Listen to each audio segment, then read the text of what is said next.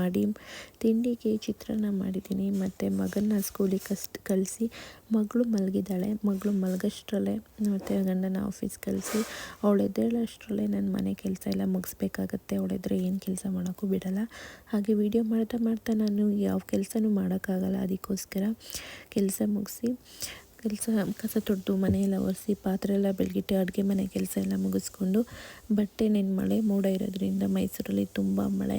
ಹಾಗಾಗಿ ಸ್ವಲ್ಪ ಬಟ್ಟೆನ ಮೇಲೆ ಹಾರಾಕಿ ಮಗಳು ಬಟ್ಟೆನೂ ಸ್ವಲ್ಪ ಇತ್ತು, ಅದೆಲ್ಲ ಕೈಯಲ್ಲೆಲ್ಲ ಒಗೆದು ನೆಕ್ಸ್ಟು ನೆನ್ನೆ ಒಗ್ದಿರೋ ಬಟ್ಟೆ ಎಲ್ಲ ಮಡಚಿಟ್ಟು ಅಷ್ಟರಲ್ಲಿ ಅಜ್ಜಿ ಸಾಂಬಾರಿಗೆ ರೆಡಿ ಮಾಡ್ತಾಯಿದ್ರು.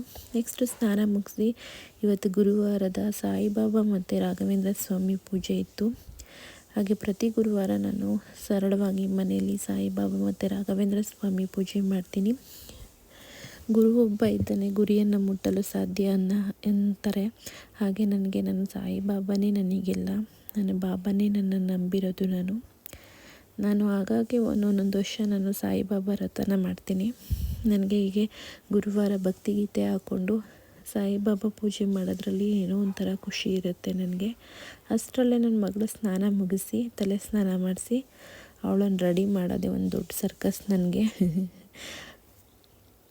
ನೋಡಿ ಇಲ್ಲಿ ಆಯ್ ಬಾಯ್ ಅಂದ್ಕೊಂಡು